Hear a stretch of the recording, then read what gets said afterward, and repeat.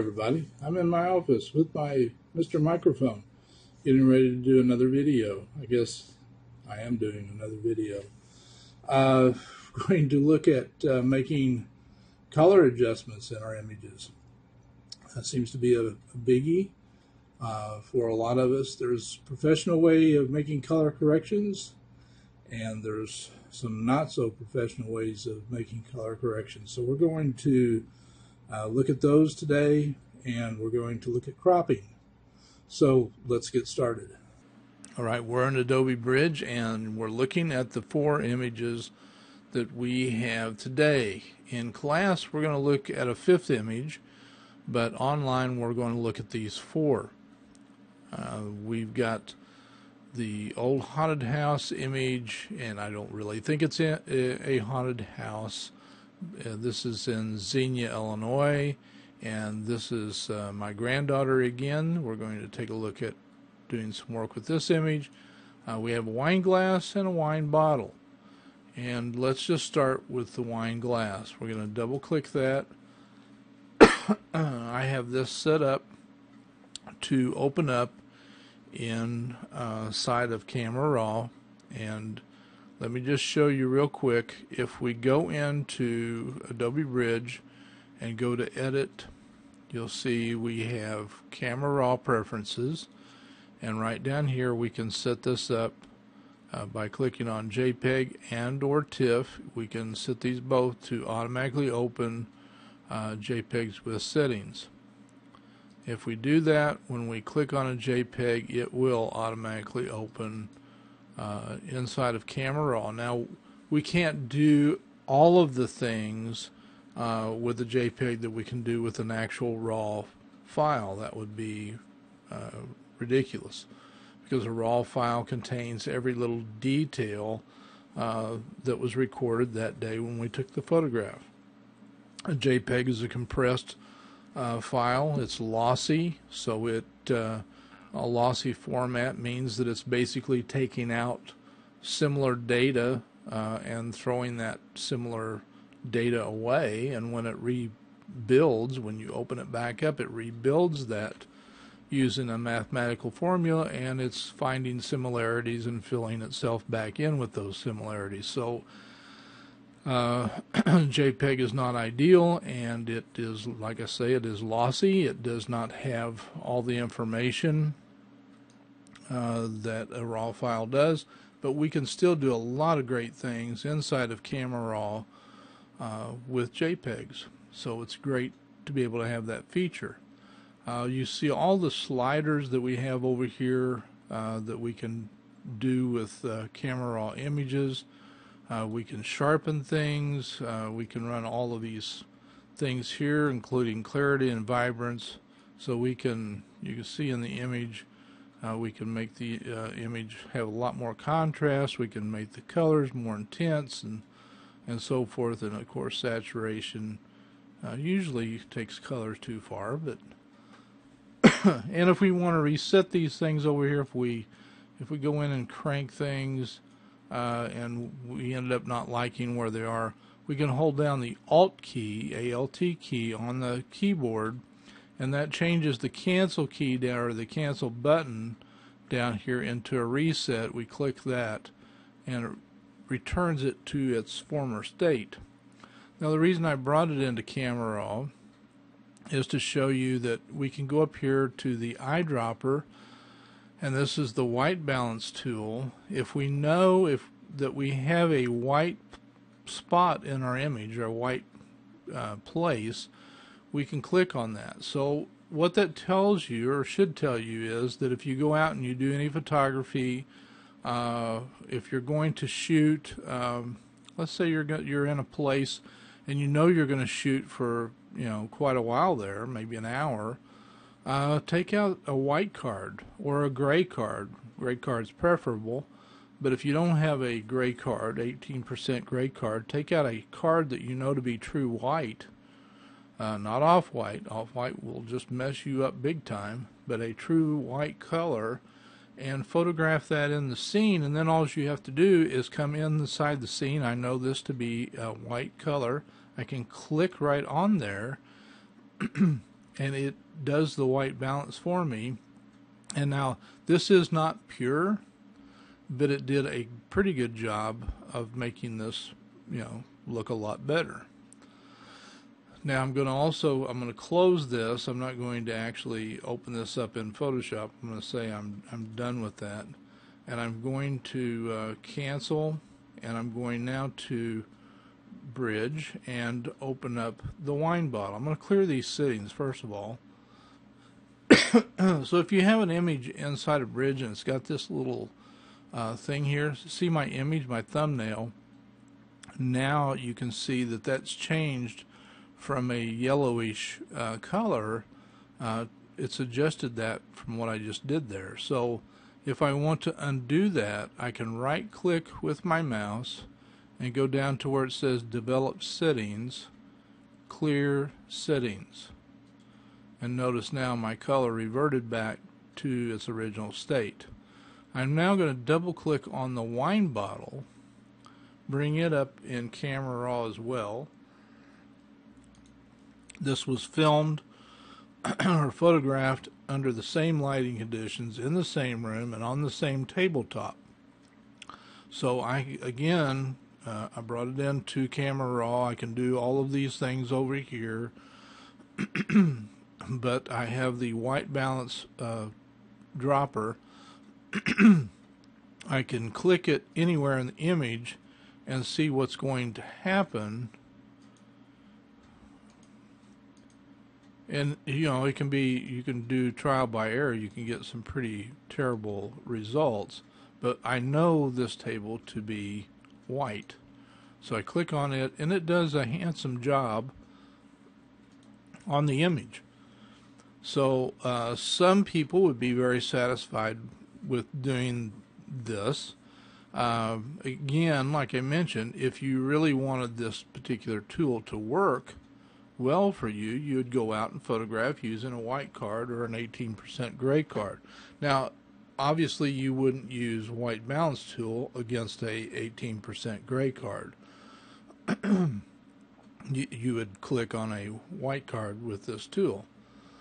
So I'm going to show you now bringing these images into Photoshop, excuse me, and doing this the professional way. Now, I played around with this image earlier, and I'm going to just kill that.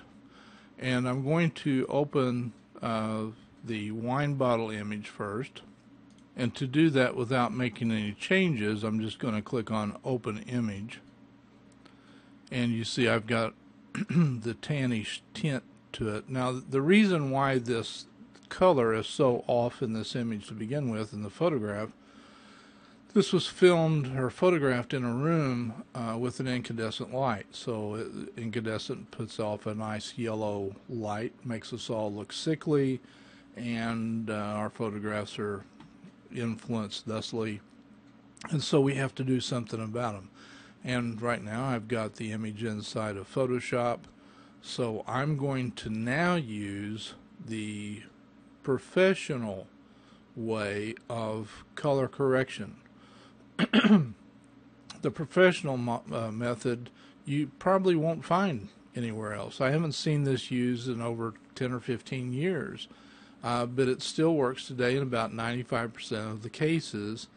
So let me show you how to work it. First of all, you go to Image and to Adjustments and down to Threshold. With Threshold, we want to find the last vestiges of black and white. So first of all, I run the slider to the right because I'm looking for the last vestiges of white in the image. Looks like the best grouping of white is on the table right down here. Now you notice my mouse inside the image has turned into a target looking thing. I need to actually set a target, something that holds my place, that tells me once this is turned off where I sampled from. So I'm going to hold down my Shift key and click with my left mouse and that sets a number 1 target for me to find. Alright, now I'm going to come up here into my threshold box, and I'm going to run the slider the opposite direction and look for the last vestiges of black. So obviously it's right in here. Once again, I'm going to hold down my shift key, click right in there, and you see we have target number 2. We do not click on OK because we don't want anything changed in the image. We want to cancel this. We've lost our target seemingly, but the one important thing that we weren't able to find using threshold was middle gray. So to find middle gray, we need yet another tool, and that tool is called curves. So on your keyboard, you can either hold down the control key and press the letter M, as in motel, or mama, control M, or you can go to Image, Adjustments, and Curves. And that brings up a fairly large dialog box. I'm going to move this over just a little bit. And when I move my mouse into the image, you'll notice we get an animation inside of this box. And the mouse animation will move up and down this line. The dead center of this line, right here where these lines all intersect, is 18% gray. That's middle gray right there. That's what we're looking for. So when I move my mouse over here and click, that's the animation that we're watching. We want to find an area that intersects with that middle gray.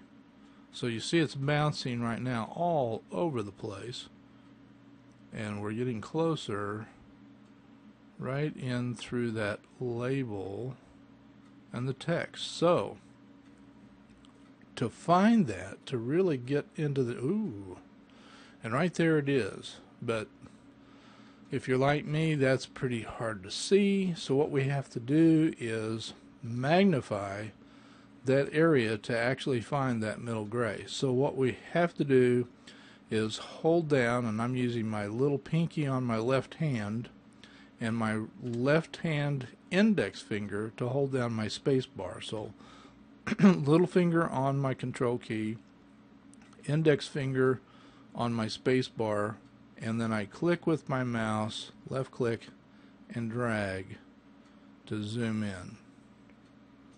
So I'm way in, right? So let's move around again and see right around those fuzzy edges seems to be getting into closer. So I'm going to actually zoom in even more. Again, that's control spacebar held down. Now let's click and see if we can't find. We're jumping around it, but we have to find really close. It has to be right on. There it is, right there. Let me move that over just a smidgen. Click right there.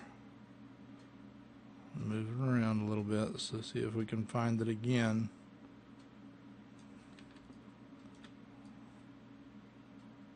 There it is, right here. That's perfect. So we hold down our shift key, click right there on that pixel is middle gray. Alright, right here are the three eyedroppers that we need.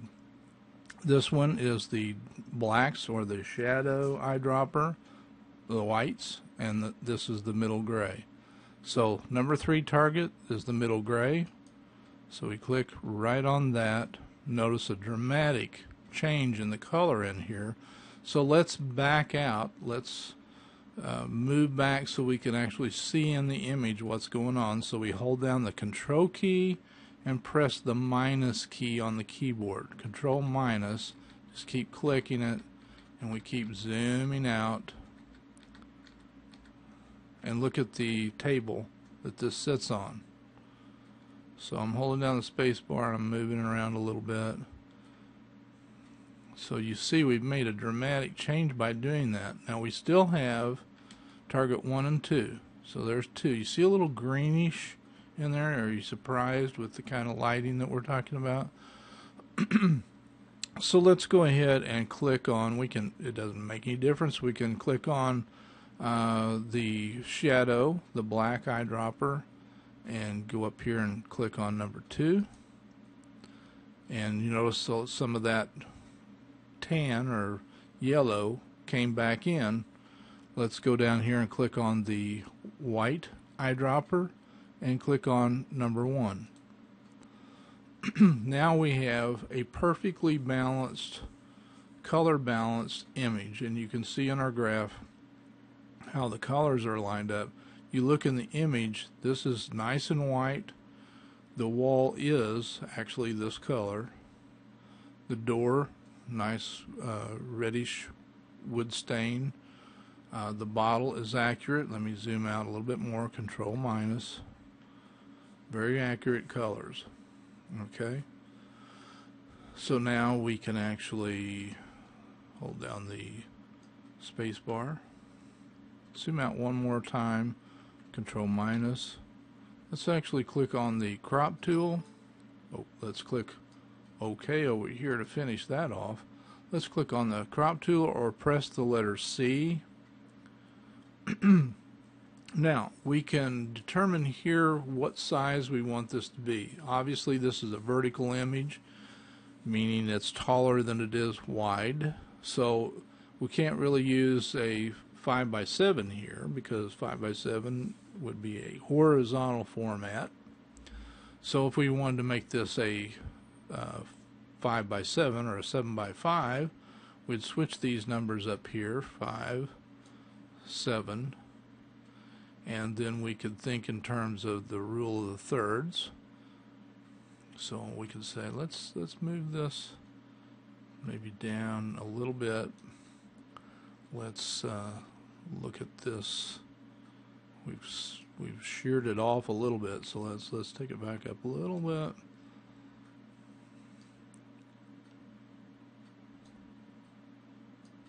Go back out a little.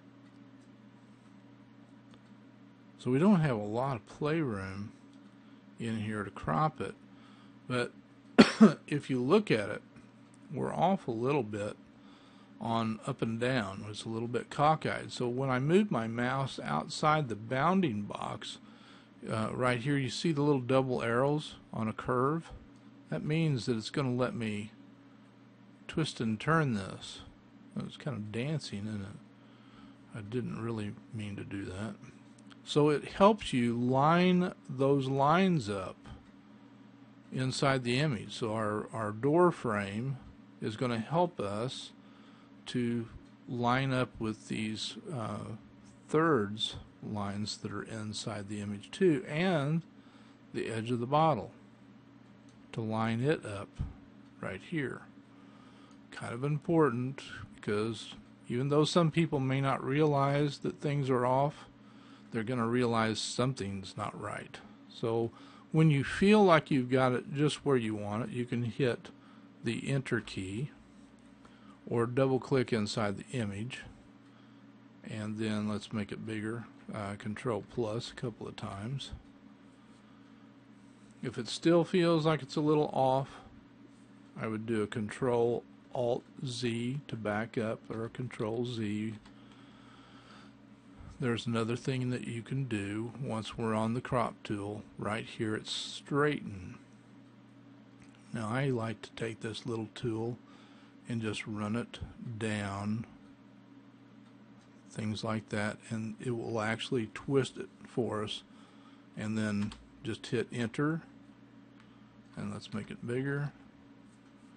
And it did run it, straighten it up for us. Now, if you notice, the tabletop Now this is the angle that this was shot at, is plain a part of this. So you can line the bottle up with the door frame, but it's going to cause you problems with the tabletop. Don't you love those calls that you have to make? Look at this over here. So sometimes you're better off if you can crop those elements out, right, that cause you conflicts. You can also go in, let's do a Control Z, whoops, and do a Control minus to get it smaller. We can all do, and you don't have to remember this. I just want you to know that it's there. We can also do things like perspective warp. Perspective warp is fairly new. You look at you can see the symbol here. We can come in here and draw or drag out these particular things. It's not exactly where I wanted that, and I do not want that attached. So let's just do that. And then we can actually do another one. Now, they don't do anything right now. I mean, I can do stuff like this if I want to. And I can actually line this up with the bottle if the bottle is off. So we can go like this and change the bottle's perspective. We can straighten out the Leaning Tower of Pisa if we wish to. But like this area right here, we can actually fix it. Let's just leave that right there. And let's fix the door frame the way we want. It's looking kind of strange right now. I do realize that. Alright, let's hit enter. This is where the magic begins. Alright, so now we go back up here and we can take this and bring it out. We can bend this over if we wish to. We can bring the bottle over if we want to. Look at all this great stuff you can do. And I'm not affecting any of these other parts. I guess that's my point. The more of these areas that we bring out, you can bring out just one and change the perspective of just one piece, or you can bring out two. But this way I was able to work on this individually, and so forth. So this shows you some of the power of the perspective warp. Let's just see, once I hit enter, what took place. Now our bottle's whacked. I didn't really have to do anything to the bottle. I could have left it alone. Our wall looks fine now, and the door frame looks fine, and the tabletop looks good. I should have left the bottle alone. I'm not going to belabor this. I'm not going to spend time perfecting this particular thing because it wasn't really part of this lesson, but I wanted you to see this particular tool and how powerful it can be. So let's just close this, and I'm going to go back to my bridge and bring in the wine glass. And we're going to do the same thing with it. We're going to go to Image, Adjustments, Threshold, and close that. We're going to go to the right. Okay, tabletop's going to get our first target, so we hold down the what? Right. We do the shift, click. I ask questions all the time. Make sure you guys are listening to me. All right, we don't click OK? No. Slider to the left. We're looking for what? Black, right? Okay. Let's go up here. Shift click and cancel. All right. So we have our black, we have our white, and we got this back again. And we need to do a Control M or Image, Adjustments, Curves. Control M. Move this out of the way. We got to find middle gray. So notice our targets are back because we now have curves up. So let's go find middle gray. So right now I should not have clicked on that rubber eyedropper. So holding down the Alt key, I can turn this into the cancel into a reset. Let's move that back out of the way again. And now go over here and the animation begins again. Ooh, we're close. Right down in here is a middle gray. So I'm going to make that bigger. If you remember, little pinky on the control key, index finger on the space bar, and I use my right hand on the mouse, left click and drag. Come on, you booger. Doesn't want to work. It closed my other box. Sometimes my recording software will do that to me. I'm going to get on the pixel level and go ahead and bring that up again. I can't use the shortcut key for that with my recording software open. It just won't work. So let's, ooh, I was close. Let's keep searching. Whoa, right there. We're going to shift click right there. All right, here's our middle gray eyedropper. And we're going to zoom back out, Control minus if you remember. And so we're okay, we're doing pretty good. Let's do the white eyedropper down here on target 1. And the black eyedropper right up here, or we could do it over here, either one. Let's undo that. I'm going to do it over here. I like that better. That looks a lot more solid to me than this does. So sometimes you have to eyeball it and make those determinations. Let's undo that. Let's see what this does. That works too. It's not as dark as that is. Okay. So that is the professional way of color correcting. We really have nailed the color on the wine glass and the wine bottle. So we click OK. We've got those two fixed. I'll throw that away. And let's go back to the bridge. And here's the other image. the ghost house, the haunted house. The white balance tool. What's white? Well, I would assume that these posts at one time were painted white. So let's click on that. Watch the image. You see any changes? Let's do the Alt key on the cancel down here and watch the image. I didn't see any changes. Let's sample it again. There's a very tiny bit of change I saw in the red. That's all.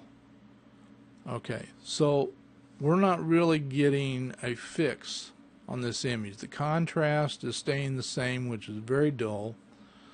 So this really isn't doing the job in this image. So I'm going to go ahead and hold down the Alt key and reset this, and then I'm going to tell it just go ahead and open this image. So it opens it up in Photoshop.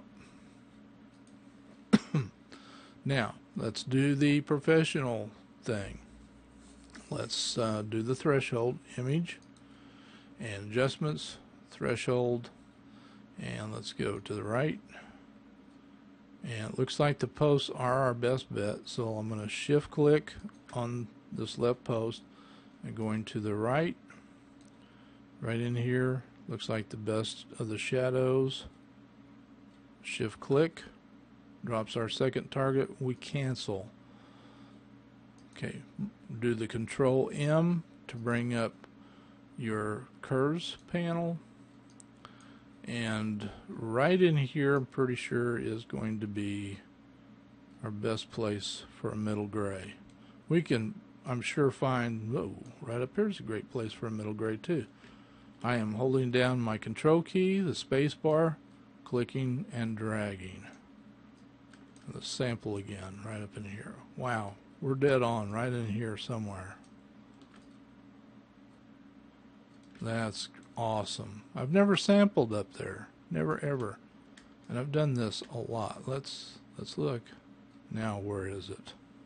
Right, whoa, right there. There's a whole territory of those boogers. Shift click right there. Middle gray slider. We click. I saw the difference then. Hopefully you did.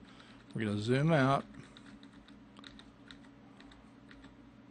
And now we're going to go for door number 2, so to speak. I'm going to zoom in just a little bit and turn on the white eyedropper.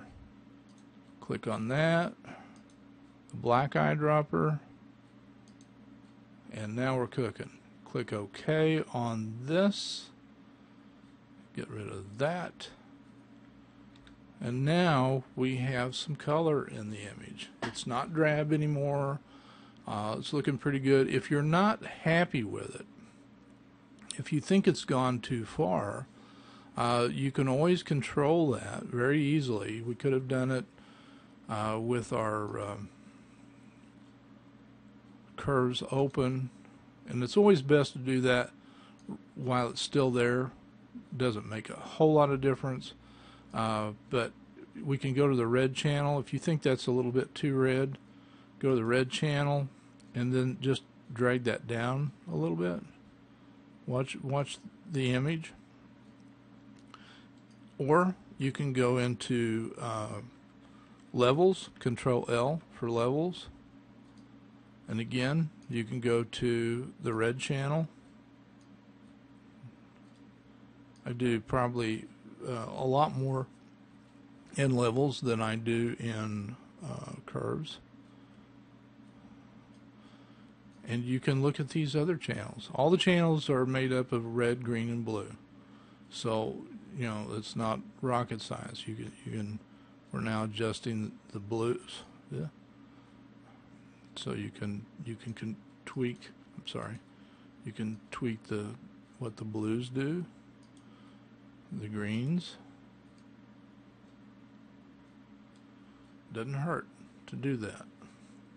It's always good to put your eyeball on those things. Okay, so we click OK, and to me right now feels like I might have snuck a little extra green in there. So I'm going to go back to levels and go to green and just take that down a little bitty bit. I think that's better. Okay, and we can always go to the history and see. Yeah, there was a little green in there. All right, so we've got the image looks okay. I like it, but there are a lot of things in the image, and I want to show off a few of the tools while we're here, and why not? Okay, so we've got the patch tool over here just begging to be used. If your patch tool is not showing, just hold this, whatever tool's over there showing, like if this little band-aid looking thing, just hold that down and get the patch tool. And I'm going to go over here, my key is showing over here in my old car. I'm just going to grab this whole area, click and drag a circle around that, and then just do that. I didn't get everything, did I? I got a better idea. That's not a good tool to use. Let's do Control-Z a couple of times and get rid of that. Let's do this instead. Let's go up here and turn on this lasso tool and do this. Let's just use our lasso and lasso those couple of things there so they don't show. Now let's go to Edit and to Fill and Content Aware. If yours says something like foreground, we don't want to fill it with foreground. That's the foreground. We want to Content Aware and click OK. Yeah, that's better. Now let's go over to this other side and let's select this shed. It doesn't have to be perfect. And do the same thing. Edit, Fill, Content Aware. Well, we got this.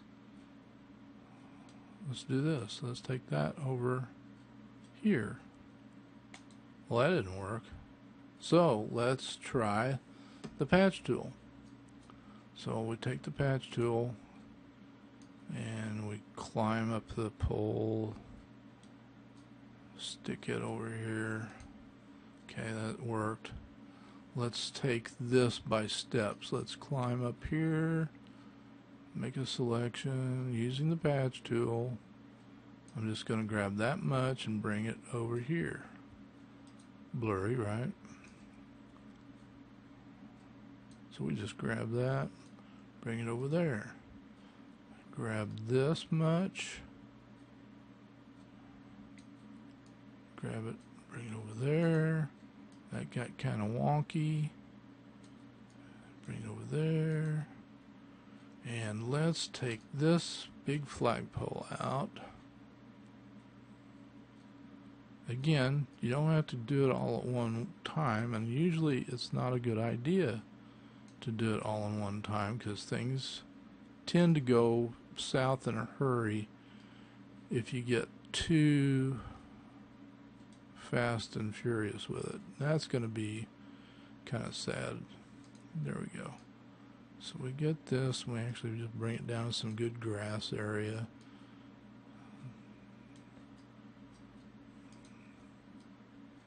If you get too much craziness, you just kind of piecemeal it till you're happy. Or let's zoom back out, Control minus. So let's get rid of this stuff little at a time. We're not going anywhere. This is stuff that in Photoshop before, the old days, so to speak, it just took hours to do. Hours and hours and hours. Now that you see some little odd things happen, you just got to be patient. You know, you can't get carried away or upset. You just take your time and redo it. We're going to come back to that. Don't be nervous. Some of it's because I got too much, and now here's gets interesting. I'm going to get this up in this tree, and we got some nutty stuff here. That's the trick. You got to make sure you got things magnified enough to pick everything up. Because some of these wires are smaller than others and more or less visible than other things are. Okay. You don't want to just grab that whole thing and try to do it in.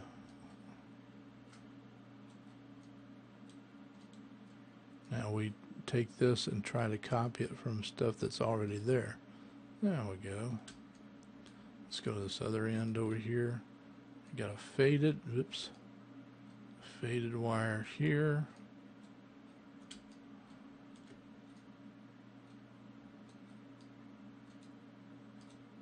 Now let's try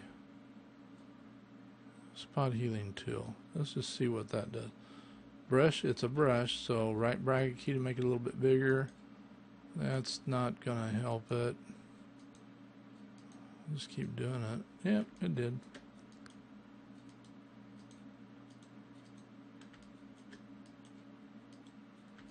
I'm telling you, to do this stuff now, compared to what I used to have to do, it just puts a smile on my face. And now this is discolored. This is all discolored. So here's what I'm going to do. I'm going to try to do. I'm going to try to do a fill, number one. Let's go and lasso this, because that just looks bad to me. So fill, fixed it. So now let's zoom out. Oh, I saw another little thingy there. Fill.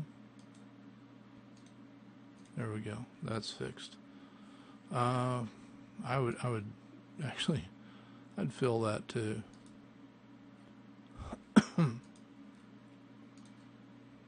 Okay. Now, if you were watching closely when I introed in the image, I don't like, that's the roof. I don't want to fill the roof in. Roof's not very well outlined right now. If you were watching the very beginning, all the windows had been moved upstairs. And here's all I did. ContentAware Fill is under here. Or ContentAware Move, sorry. And I actually selected every window, and every one of them was moved. None of them were left alone. So here's what I did. I just went around this window very sloppily and clicked it, moved it over, and if it's not lined up the way you want it, you just hold the shift key down. It'll line up with where it was before, and you just let go. It erases the other one, the other copy, and fills in. Take off over here, shift to line it back up, let go. So I just wanted you to see what a terrific job that tool does. People use this tool for various things. It is very powerful, very easy to use. I'm going to drag this one all the way down to there. So, and now at this point I'm going to hold down my shift key. You see where it took it? That's how badly this building is lined up. I'm just going to let go. And that's, I mean, that's how hard it is to move stuff around. Now stop and think about how these bricks are looking too. I mean, it's not doing a bad job. Now look at the color of the bricks around this window, how reddish these are compared to these bricks here. These are fairly pale compared to the bricks here, right? Or here on this one. I'm going to take this one because look at the dark bricks here. I'm going to make a selection around all of this. And I'm going to take it up there and watch what it does. Now it tried its best to blend it, but it didn't do a great job. It tried. I've seen better. I've actually seen this do a lot better job at it. And it healed this up okay. Let me undo that. Control-Alt-Z a couple of times. And here's what I'll do. I'll do a better job making a selection. Maybe that'll help it. Now here's the trick. I've got too close, so I need to add a little bit. So I hold down the shift key because remember, this is another type of selection tool. So I can add to that by just holding down the shift key, and if I go too far out, I hold down the alt key, and the alt key will subtract. So I'll go along here, and that takes away. I'll go down here a little bit. Let's zoom in so you can see what I'm doing. I took off too much, so I hold down the shift key, and I added. Okay, I'll hold down the alt key and I'll take some of this nonsense away, and alt key again, take care of some of that, and alt key again. Now a lot of times you just don't have to be this precise. I'd try being sloppy first. See if you can get by with it. And then if you can't, come back and trim it like I just did. And now, move tool, or the,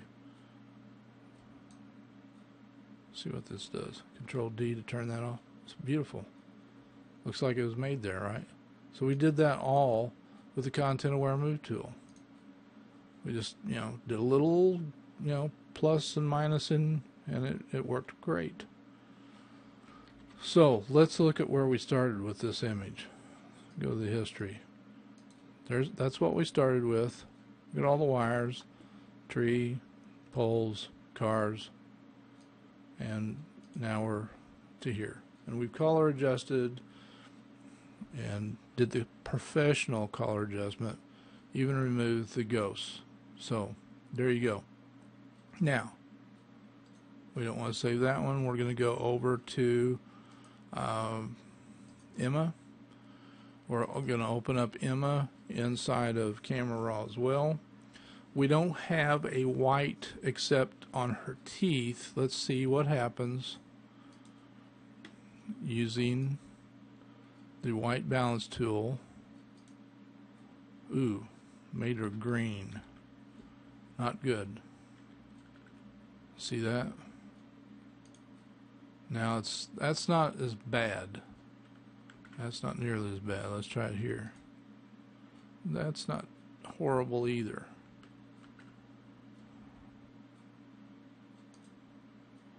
Kind of nice.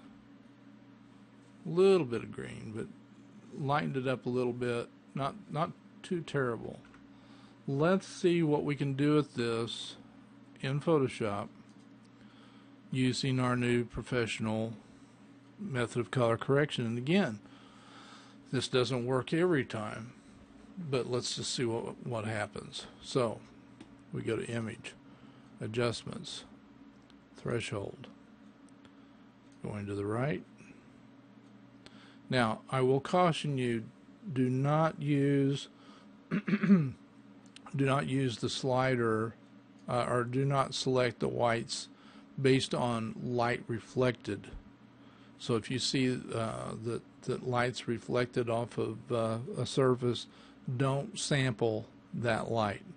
You go for the nearest white light that's true light area, not reflected light. So looks like right in here is going to be our best light. So I'm going to shift click there, and let's go over here. Looks like right under here is a great shadow under the belabor cap. Shift click, cancel. Okay, need to bring up the curves, Control M, and I don't remember where the best gray is. Let's look around here. It's all too dark. Wow, there's some right on her chin. So let's go zoom in on her chin. That's Control Space Bar. Right in there. So let's do it again. So we're at the pixel level, and right there it is. So shift click right there. So middle eyedropper, click there. We saw a change immediately. Moving out, Control minus, and we want our black eyedropper. Our shadow eyedropper is number 2 under the bill of the cap, and our white eyedropper right over here. And to me, it's blue on her face. Our last eyedropper gave us a blue on her face. So we can do a Control Z, or we can just do a total reset. And we can, let's try the white eyedropper and the black eyedropper. We didn't change much. Let's do a reset. So, whoops, you're not seeing the reset. Alt, reset. Let's zoom all the way in on her chin. Oops, it wouldn't let me do it there. Let me try it again. And Control M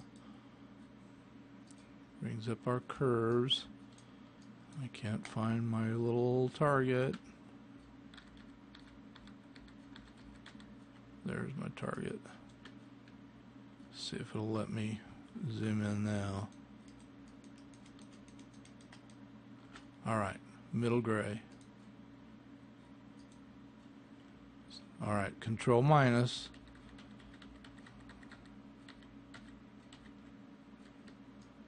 And I'm going to just sample the white this time.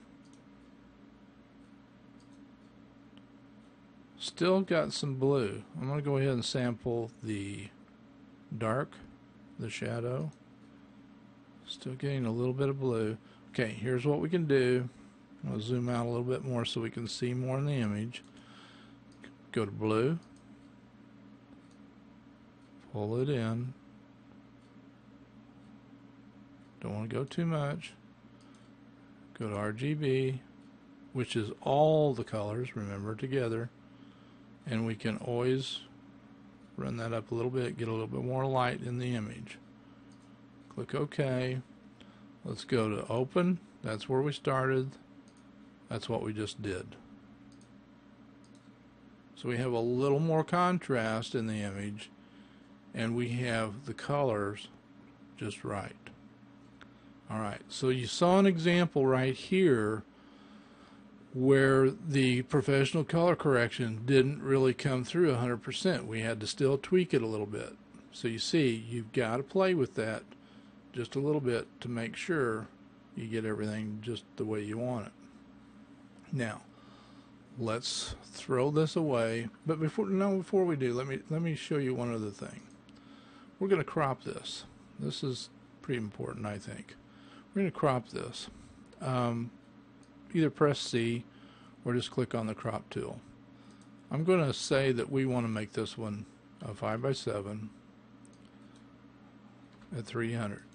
Remember, if we're going to send this in an email, we only want it 72. If we're going to post it on a website, we only want this 72. But if we're going to send this to Walgreens or Walmart, or print it on our own printer, or send it off to a professional printer, we want this at 300. So now the trick is, how do we want this image set up? So I like to put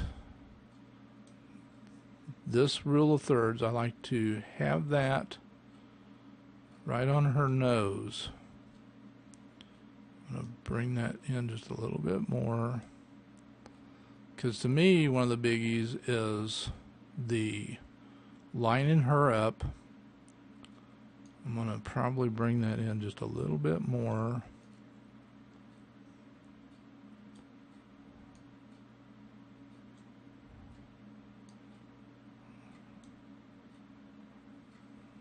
Okay, I kind of like it right there. Now, the only thing disturbing to me is the bill of the cap. Let me show you. I'm going to hit enter. Let's double click on the image. There we go.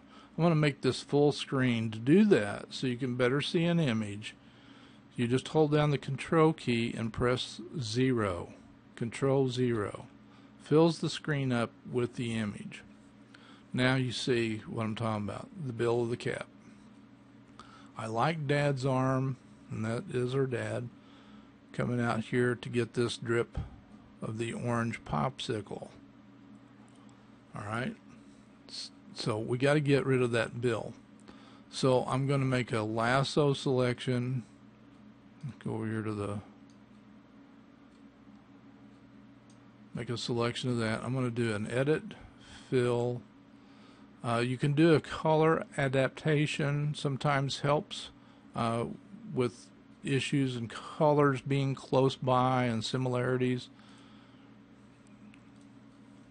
And Bill gone, it worked out very, very nicely. Now, I like the way it's looking. Be sure and do File Save As, and make sure this thing is a Photoshop file when you save it. Name it whatever you want. Make sure it's a Photoshop file, not a JPEG. Okay, and let me cancel that. Now, one thing I'm going to do at this point, I'm going to crop it to there. This is exactly the way I would save this image. I don't need that other stuff in it. I love this format. This is just my thinking. I'm not saying anybody else is wrong in their thinking, but this is what I like. Some people say, oh, all this wasted space. Whatever. That's fine. I like it. Okay. What I want to do now, I didn't do it earlier, what I want to do now is go to File, Sharpen, Shake Reduction. If your camera or your Photoshop version has shake reduction, here's a good time to do it. And wow, is it big here. See if I can make it fit. I can't get it all up inside my recording area. Okay, what's most important in this image? Her eyes. So I move that square up into her eye area. It's over sharpening for me, so I'm going to bring this blur trace bounds down some and watch what's going on in here. And I'm going to say I'm happy with that. I'm going to click OK. Now let's do a little history here and watch her eye. Yeah, I'm loving it. Very satisfied with that. Her teeth are a little sharper, but I really care about that. So let's do that's before and that's after. I'm happy with that. Okay. And see, you know, you look at it there and say, maybe I could crop right there. But I really like this arm coming up right there. Now, if this white space bothers you, I'm going to show you something. I'm going to do a Control-0 to fill that up again. I'm going to do a Control-J. That gives me another copy in the Layers palette. Control-J. Now, right here this says normal. These are the blend modes. If I click this little up-down arrow thingy, these are all the blend modes that are there. All of these interact with the layer that's under them differently. Right here, we'll get into some of these others later on, but darken and multiply and color burn, these all will darken the image. These right here will all lighten the image. So I'm going to multiply, because what this is going to do is build the contrast. Okay, and then right over here to the right of that is the opacity and the slider for the opacity. So I can use some of this and not all of it. See, but I'm going to use all of it, because look what it did. Look over here on this side. If I use my arrow, I turn that off. See how light this is now, but how much darker this is. You say, yeah, but you made everything darker. You right here is a layer mask. Now I warn you, do not get all bunched up over this. Don't get your panties in a bunch. I'm going to click on the little paintbrush right here, and I'm going to paint right here on this mask with black. See what happens? Everything under where I'm painting is coming back out, and where I don't paint is staying darker. Isn't that lovely? What if I did that again? Control-J. I'm going to make an exact copy of that. So everything just got, whoops, Control,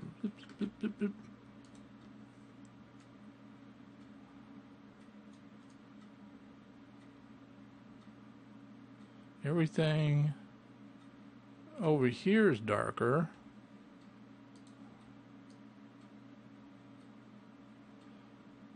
But I'm lightening her back to the original state. I should have changed this,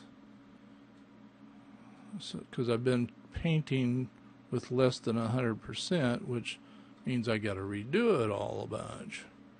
Same here. That's not 100% either.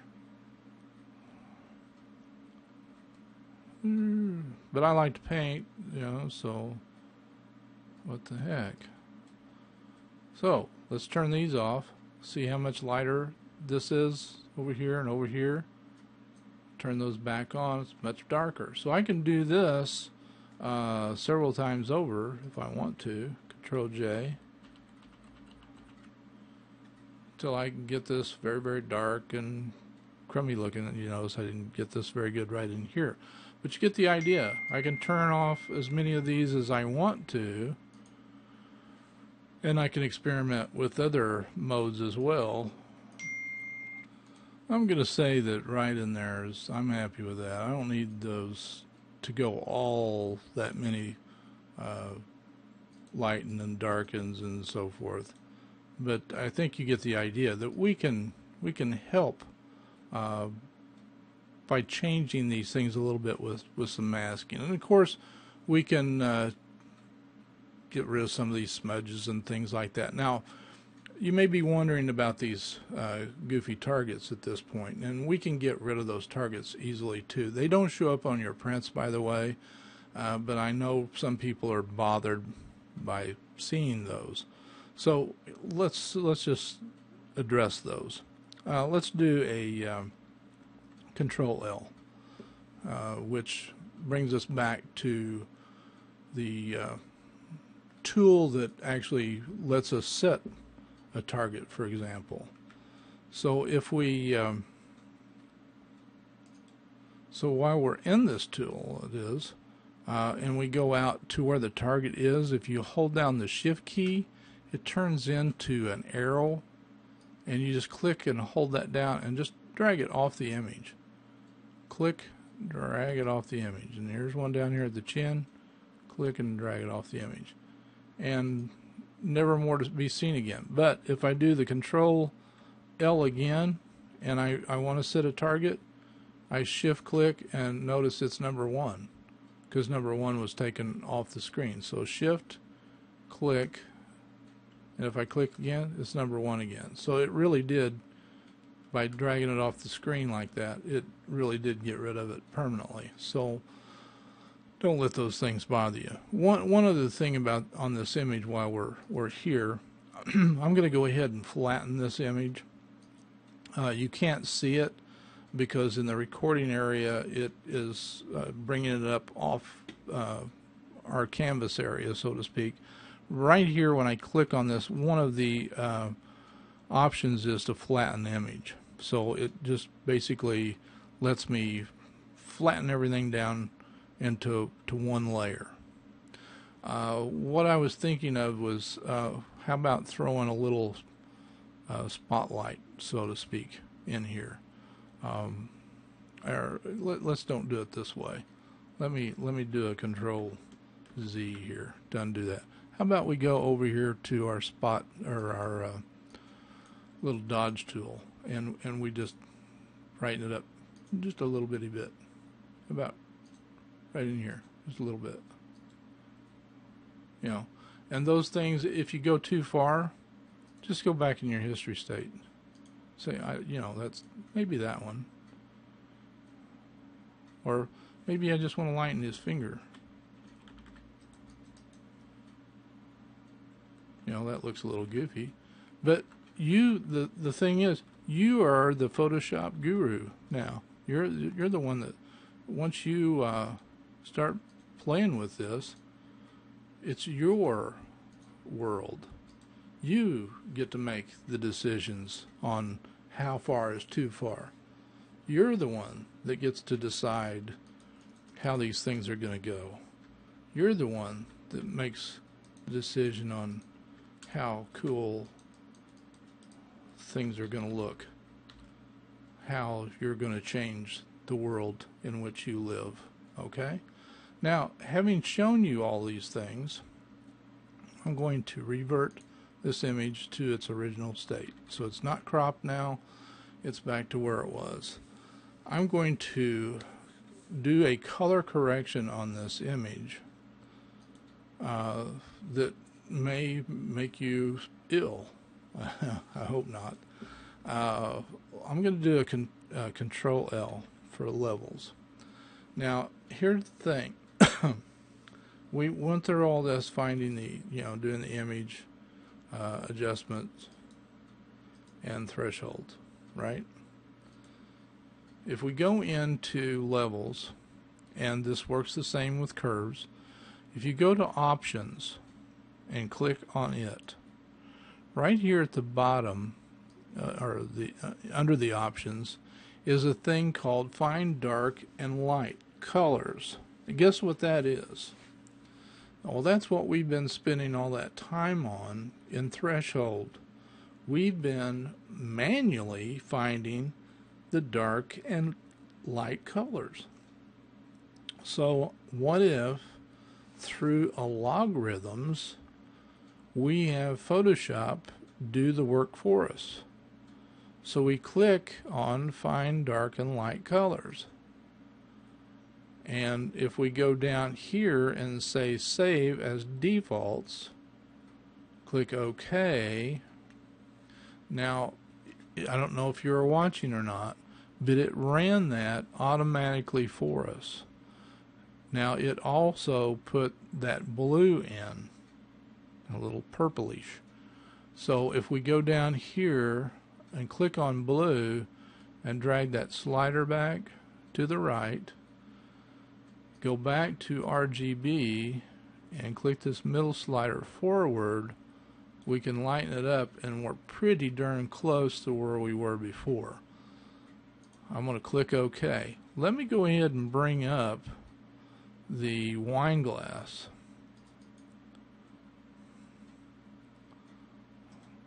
It's got the color cast, right? I'm going to do the Control L to bring up levels. Auto.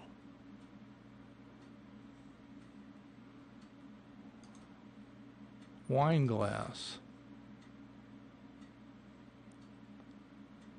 I did that. I'm sorry.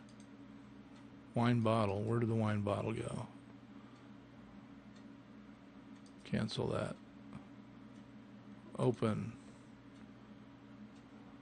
Open. Control L. Auto. Now, don't hate me for showing you the professional way to do it. Auto does a great job. It really does a pretty doggone good job. Like I said, we had to do the little tweak to Emma's image, and so did Auto. By just going right here, we were able to take out that little bit of blue pretty easily. So let's do the one other image that we haven't done yet. Let's make sure the settings are turned off on this one. Bring it in through Camera Raw, open image. I don't think we'll see a major thing here, but let's see. Control L, Auto. It didn't make it as red as our professional method did, but there's definitely a difference. Let's click OK. Open. Gave it a little more contrast, maybe a little bit more red, but it definitely didn't make as much of a change as the professional method did. Let me show you one other thing. Let me bring Emma's image back up. I'm going to do a file revert, which takes us all the way back to the beginning, and show you one more way to change color. Image, auto color.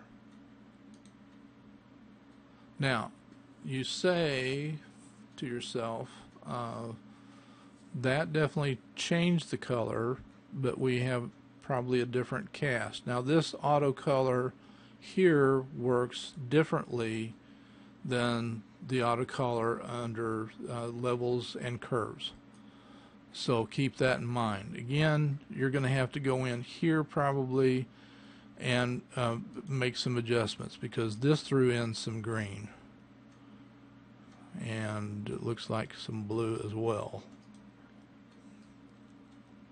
So then you got to go up to RGB and we're good. I guess what this all boils down to is you've got choices to make. When I have a tough image that I can plainly see has some color issues, I use the color professional method, and in class I will give out a sheet with the steps on the professional method, the second one, the not so professional method, the auto method. But my suggestion is, when you're out shooting, you're going to be in an area shooting, always take at least a white card, if not a gray card. Gray cards are ideal. Something that's perfectly white is second best, in my opinion. But that's the best way to shoot. At least get that under those lighting conditions. If you go somewhere else or the lighting conditions change, then reshoot something with that gray card in it, and then move on. And then when you're in Photoshop or Lightroom, you can do a quick check on that white card or gray card, and you're good to go. You can punch that out in no time at all, and then you don't have to worry about doing all this taking time to find threshold and all that stuff. So it's a wonderful thing that we can do that, because I can remember so many images in the past that were just lost because of extravagant colors that just could not be corrected. So that wraps up this week. Hopefully you've got a good grasp on working on the colors in Photoshop, that I've helped you hopefully a little bit with cropping and making decisions on cropping. We have lots of choices to make when it comes to cropping. Obviously, we have all of these ratios that we can use. We have already presets that are in here that we can use. I use unconstrained a lot. That allows me to set it up exactly the way I want to crop. It's kind of backwards to click and drag your image in there, but you'll get used to that. Double clicking inside is probably the easiest way to go ahead and complete your crop. Hopefully you've seen some things you can do getting rid of unwanted things inside your image, but we will get into that more later on, so don't be overwhelmed by that now. I just wanted you to see what the future in Photoshop holds. Talk to you all later. Happy Photoshopping. Bye-bye.